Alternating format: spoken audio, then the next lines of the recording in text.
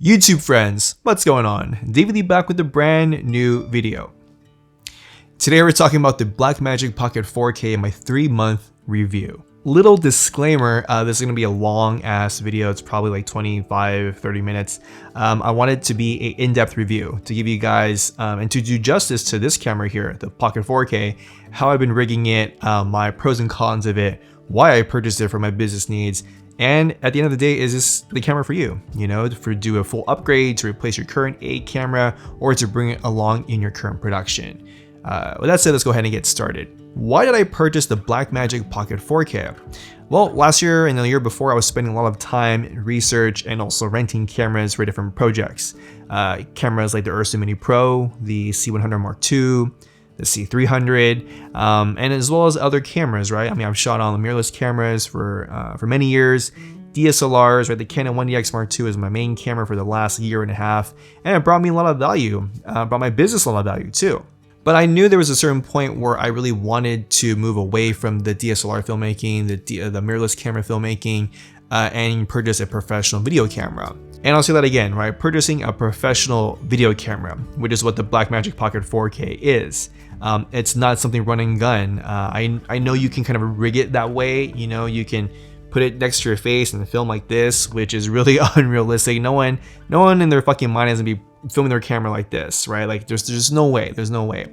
That being said, right, with my judgment already there, that being said, the Pocket 4K fits my needs. It fitted something that can be used in a documentary scenario, which is I do a lot of documentary filmmaking. If it is something that I could put on a glide cam or a gimbal for branded content, for just getting moving shots, light enough where I can handhold it for a good amount of time with the setup, which I will talk about in a little bit. Now, I know there's going to be some of you out there that want to see like comparison videos of the dynamic range and high ISO, right? I'm going to be making separate videos of the dynamic range, comparing it with the GH5, and also high ISO performance, comparing it with the GH5. I've been getting a couple of DMs on Instagram asking me, should I buy the GH5? Should I buy the Pocket 4K, the A7 III? And I figure the GH5 and the Pocket 4K are close enough in comparison where, they're kind of like the same price. I bought my GH5 for a little under $1,500, right? Pocket 4K, $1,400, but then you got to rig it out and pay more money for it. GH5, you just get your lenses and you're good to go. And those videos will be no talking head. It'll be strictly just comparison, test footage. I'm not sure how long they'll be, but they will be long enough to give you guys a better conclusion of the dynamic range and the high ISO performance.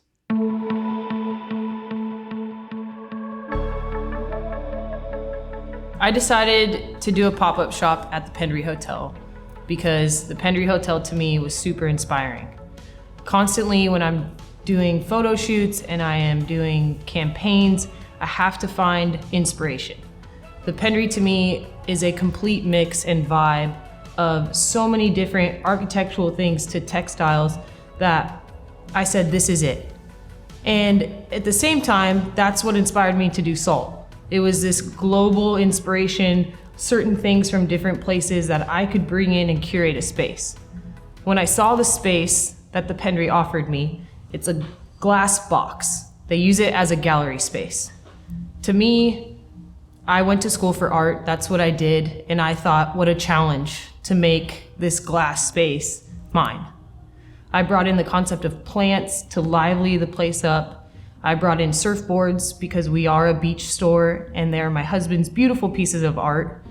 I brought in different textiles and I just thought that this was a beautiful space to share our store with and to share our story.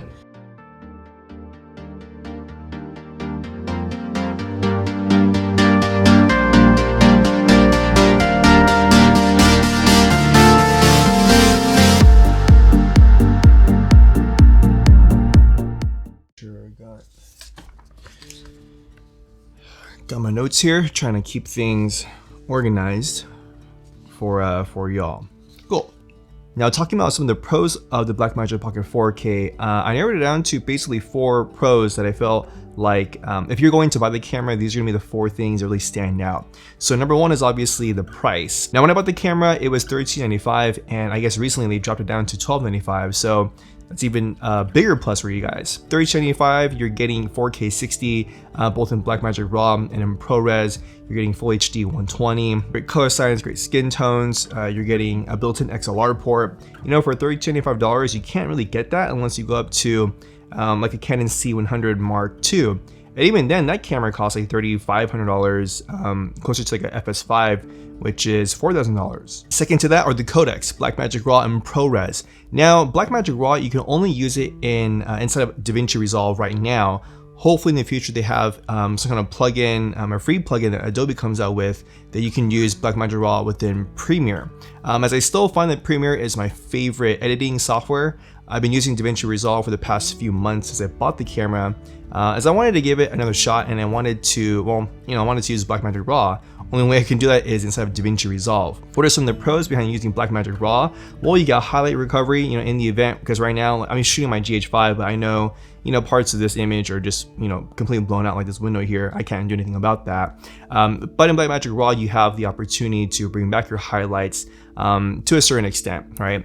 You can change your ISO in post, you can change your white balance in post, you can change your tint in post. That being said, I don't feel like RAW is kind of like giving you a free ticket to just, you know, not care about your exposure, not care about your white balance or your tint. It's an opportunity where, say in a run and gun scenario where you really can't, you know, change your ISO and dial it in, you can't change your white balance and dial it in because things are happening, much like a documentary. Having Blackmagic RAW gives you the opportunity to go back and post and say, hey, you know what, I remember this certain scene was happening, it was going so fast that I didn't have time to change my white balance, but I was shooting in Blackmagic RAW, so I know I can change that back in post, and that could be the difference between saving a clip and not saving a clip.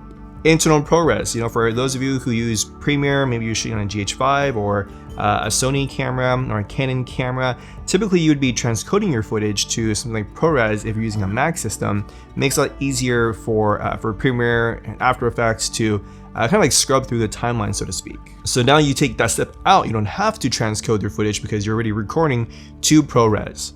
Now the camera only records up to ProRes 422 HQ. For most of you out there, that's gonna be all you need. When I shot on the Ursa Mini Pro last year, I did shoot both ProRes 422, Cinema DNG, and also ProRes 444 XQ. And for me, I really couldn't tell a difference between like 422, not even HQ, but 422 and 444 XQ. Maybe if there was something that like had some insane VFX stuff going on, probably yeah, you know, or if the client required 444, then maybe you're in a situation where you have to like put those things into consideration. But for the majority of you guys out there, like 95% of you guys out there, 422 HQ is gonna be enough, and even Blackmagic RAW is gonna be enough. Number 3 are colors, right? If you have been used to the color science of, you know, say your Red or your Canon cameras, in certain circumstances, maybe your GH5 or your Sony, right? You're used to the color science.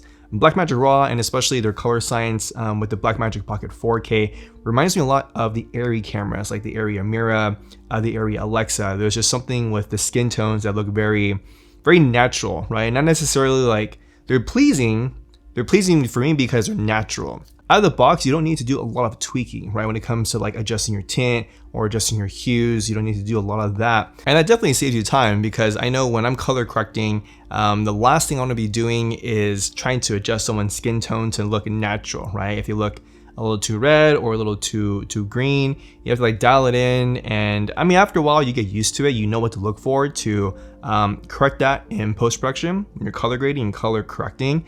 But if you can take that step out, that makes your life a little bit easier, right? And number 4, as far as the pros go, is recording media. You have one CFast card slot, you have one SD card slot, and then you have a USB-C port where you can plug in a SSD.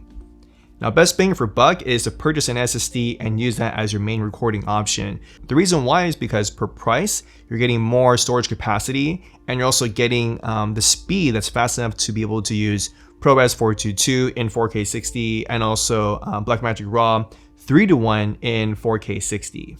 Say you're in a situation where you have SD cards, which I think everyone has some kind of SD card around. If you have a UHS 2 card, you can still record up to Blackmagic RAW 12:1, and then also in ProRes HQ. For me, I have a couple of CFast cards from my old Canon 1DX Mark II, so that's primarily what I use. I do also have a Samsung T5, which I use every now and then. I like to kind of just keep that one at home because in the event, say something happens to my SD card, or not my SD card, my SSD, there really isn't a protective cover for the SSD. It's basically bare skin, right? You have something from SmallRig or even Tulta where you can attach the SSD and you clamp it down to your cage, and then from there you have the USB cable going in. But the SSD itself isn't protected in any way. So that's why I like to use a CFast card, in some cases the SD card, because it's inside of the camera. How long have I been recording this shit? Just been recording for 32 minutes. I've been recording for 32 minutes? Time to take a break. There's not enough resources for students who are first gen, or that support is not 100% there. And I also feel like it's hard for someone to be able to connect with a student who's going through that situation. So it's hard to step in someone's shoes when you've never been through them. I've just always had a passion for law and justice. I have a lot of family that's in foster care, or the foster care system is just a really big part of my life. And so family law is just really, really important to me. And I want to eventually be a judge, a family law judge. In a way, I feel like I have to give back to my community, just because I think Kalia quoted this. She said, "Those who are privileged is not what they go through, but it's about what they haven't gone through." My parents didn't go to college, and I'm the first one in my family to do it. Everything I've gone through, I've had to go through it basically by my own, figuring it out. I know I want to be a lawyer, and I knew I'm interested in law, but I didn't know the process of law school, the process of LSAT, like you have to research that stuff on your own. And so I think just it's saying like, there's LSAT prep. I was like, all right, cool. Free LSAT prep. Yeah, I'll do it, They really challenged us, and I enjoyed that, whether that was like through homework, reading, meeting new people, meeting new attorneys. Like, it always challenged us to keep striving, like, because sometimes you feel like you're done, but if someone pushes you a little bit more, like, maybe you can get out of your comfort zone, and then, you know what, like, maybe I could do it.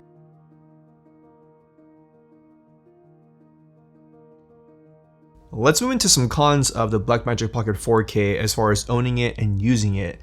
First up is accessories. Now, the Pocket 4K isn't necessarily what you would call a run and gun camera. As you can see right here, I have all kinds of stuff rigged to this thing. I have, a shoulder pad. I got some 15mm rods. I have a quick release plate in it. I got a V-mount battery on the back.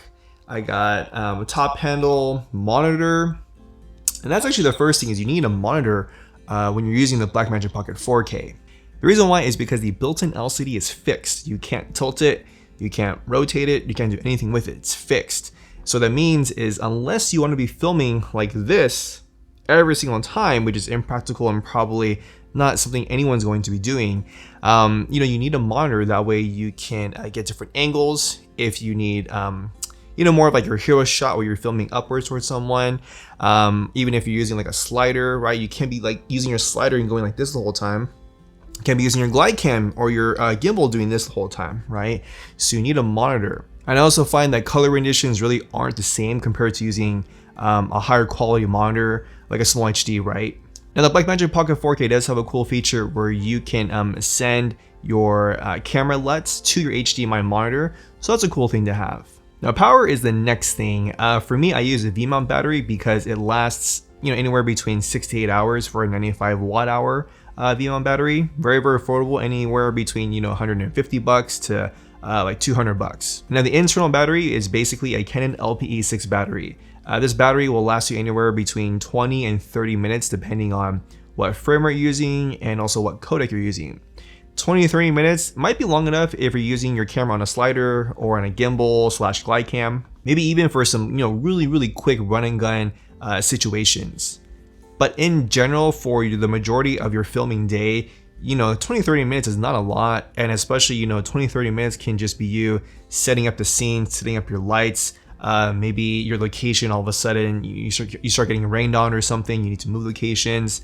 20-30 minutes is not going to be a lot for a battery, which means you'll need to be carrying around probably like 10 batteries, which is not fun. On top of that comes weight and stabilization, right? If you're adding a top handle, you're adding a shoulder pad beneath it, maybe you're adding like some 15mm rods because you have a follow focus unit, V-mount option in the back, external monitor on top, things like that. You add more weight to the camera because the camera itself is pretty light. That's great for traveling purposes and for storage purposes, but when it comes to actual using the camera handheld, you need to add weight so that way gravity is helping you to create a more stabilized footage.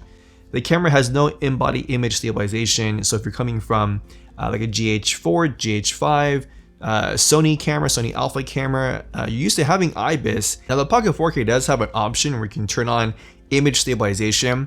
From what I've read is if you're using like say a Panasonic or an Olympus lens that has lens stabilization, if you put it on the Pocket 4K, since it does have an active micro four thirds mount, you can get the stabilization from the lens. Same thing if you're using a lens like say a Canon lens with image stabilization IS on it, that will work because again using an active micro four thirds mount. But if you're using fully manual focus lenses, maybe some older vintage lenses or cinema glass that doesn't have image stabilization, you need to add more weight to the camera, which again will add on to your cost and also add on to how long can you film with the camera. Last but not least are the unknowns, right? Like what's gonna happen when you use this camera? But the first one I noticed is there was a red dot on my screen when I was doing some low light testing, and I had no idea what the hell that was. I thought it was like dust on my sensor. I cleaned off my sensor and the red dot was still there. And it kind of reminded me of like black shading if you ever needed to use that. Like say on the Ursa Mini Pro or like on the Reds. It's kind of a thing where the camera isn't at a certain temperature and you're going up to certain ISO values, you might see like really weird horizontal lines or vertical lines, just kind of different weird funky things happening with the actual image you're seeing from your monitor. And what I've researched is at times when light is hitting the sensor, sometimes pixels on the sensor can turn into a solid color. And what I find is that only happens when you first turn on the camera and the camera is not at a certain temperature and you're already increasing the ISO value, because you have to remember this camera has dual native ISO. So if that happens to you, you hit the remap pixel function, takes like a minute, maybe less than a minute, and then it clears up the issues with any pixels that become a solid color. To prevent that from happening is if you're going to turn on your camera and you need to go up to a higher ISO value, make sure that your camera is warmed up properly. That could be like 3 to 5 minutes of just leaving the camera on. You might need to just record some media again to kind of warm up the rest of the components inside of the camera. You don't need to keep the footage obviously, but just hit record 2, 3, 4, 5 minutes to allow the camera to warm up. And then from there you can change your ISO values if you need to go up to like 2000, 3000, 4000, etc. Other than that, there haven't been any other unknowns or quirks with the camera. The camera has never failed to record to media. The camera has never failed to turn on or turn off. I've never had any options going from like 4K 60 to another variable frame rate of 4K down to 2398. Plugging in and out HDMI cables like over and over again just to kind of like beat up the camera. Never any issues. Audio, never had any issues with the XLR inputs, with the 3.5mm inputs, or even the in-camera audio, which is actually like decent if you need like something happened, all your audio just went to trash and you need to use the on-camera audio. It's actually not that bad, in that situation where you don't have anything else to use. Wrapping things up, in conclusion, who is the Blackmagic Pocket 4K for? I think it's for everyone. Honestly, this camera offers something for every single person out there. You get your internal 10-bit 422, you have 4K, you have 1080 120 frames per second, you have 4K 60 frames per second, you have a compressed RAW codec, which is actually really good, internal PRORES, XLR input, HDMI input. You have everything that you could honestly ask from a camera. Is it the end-all be-all camera? No, I don't think there is such a thing. Cameras can only do as much as you need it to, right? In the event that like say a cinema camera, right? Let's just say like a C300 Mark II. It's gonna do almost everything that you need, probably everything that you need, But there's gonna be times where you need maybe like a smaller camera. There's gonna be times where you're traveling alone and you just can't carry that camera with all the lenses. So something like a Blackmagic Pocket 4K is a great fit for that. That, my friends, is my 3-month review of the Blackmagic Pocket 4K. I'll be doing a 6-month and also a 1-year review as the months go by. And also, like I said, again, I'll be doing those standalone tests of dynamic range, comparing the Pocket 4K with the GH5, and also a high ISO noise test and chroma patterns, comparing the Pocket 4K with the GH5. That being said, friends, if you have any questions, comments, feedback on the video or the Blackmagic Pocket 4K, let me know in the comment section down below. If you like the video, I would appreciate it. Subscribe to my YouTube channel as always, just so you're notified of new content coming out. And remember, friends, every day you have an opportunity to create your experience and to write and tell your own story. My name is David Lee, and I'll catch you guys in the next video.